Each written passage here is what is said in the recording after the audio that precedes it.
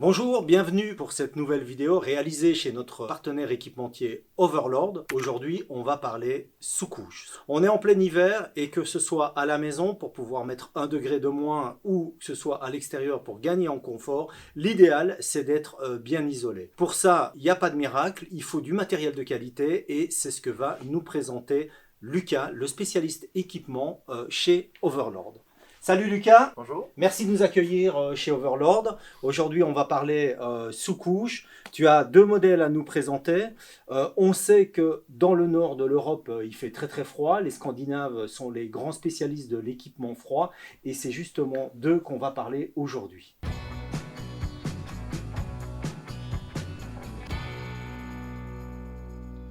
Ok Lucas, ça donc si j'ai bien compris, ça nous vient de Norvège, c'est Brinj. C'est ça. Et il faut quand même reconnaître que c'est un aspect un peu particulier. Le principe de la maille, c'est simple, c'est que ça va épouser la forme du corps et en même temps, ça va assurer la circulation de l'air et empêcher le trop d'humidité en fait sur le corps. Ok, donc les trous, en fait, ce que tu es en train de me dire, c'est que les trous, ils laissent passer l'humidité. Donc fatalement, la partie en tissu, elle fait isolant, elle chauffe. Par contre, l'excès d'humidité, lui, part par ces trous. Et c'est ça vraiment le truc avec cette maille. C'est ça, exactement. Donc ça se porte à même la peau. À même la peau. À Okay. même la peau pour voilà, que la sueur s'évacue directement. Donc voilà, ça c'est pour le savoir-faire de Brinj et cette maille assez spectaculaire. Donc ça c'est chez les Norvégiens et leurs amis suédois s'en sortent pas trop mal non plus avec cette excellente marque que tu vas nous présenter, Woolpower ici.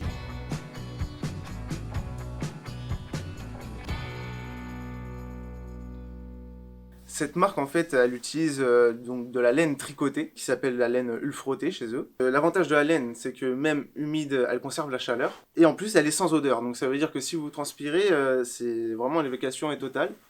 Donc elle existe en différents grammages. Là, on est sur du 200. C'est donc plus idéal dans des situations comme l'hiver en Europe centrale. Après, donc vous avez du 400. Qui lui est donc plus lourd à porter, mais en revanche il vous isolera beaucoup mieux en haute montagne ou des choses comme ça. D'accord. Le 400 c'est le plus haut. Il y aura aussi du 600, ouais. Mais lui il n'existera pas en comme ça, il n'existera que en veste. D'accord, ouais, évidemment, c'est épais. C'est vachement épais. On peut plus vraiment parler de sous-couche à proprement parler. Exactement. D'accord. Est-ce qu'à l'équivalent de Brinj, on a également des dessous chez Woolpower? Alors oui, ils font des dessous aussi, pareil, en laine et en différents grammages. Et ils font aussi des bonnets, ils font des gants et tout ce qui est chaussettes, en fait, tout ce qui est en termes de sous-vêtements, comme Brinj, niveau sous-couche, en général ils font tout ça, pour isoler toutes les parties du corps. Lucas, moi je suis l'heureux propriétaire d'un ensemble haut bas de chez Woolpower que j'avais acheté pour aller dans le Grand Nord et qui m'a donné pleine satisfaction, même par des températures jusqu'à moins 25 degrés. Donc vraiment de très très bons produits. Et ce qui m'avait séduit quand j'avais acheté Woolpower, c'est qu'on m'avait parlé finalement de cette philosophie particulière qu'ont les entreprises scandinaves et particulièrement Woolpower et Brinj. Tu peux nous dire un petit mot là-dessus? Oui, tout à fait. Ce sont des entreprises familiales pour les deux. Ils ont une certaine éthique au niveau de leurs salariés, de tout ce qui est délocalisation, tout ça. Eux, ils veulent pas en entendre parler. Ils veulent faire des choses locales, proposer à leurs salariés de bonnes conditions de travail.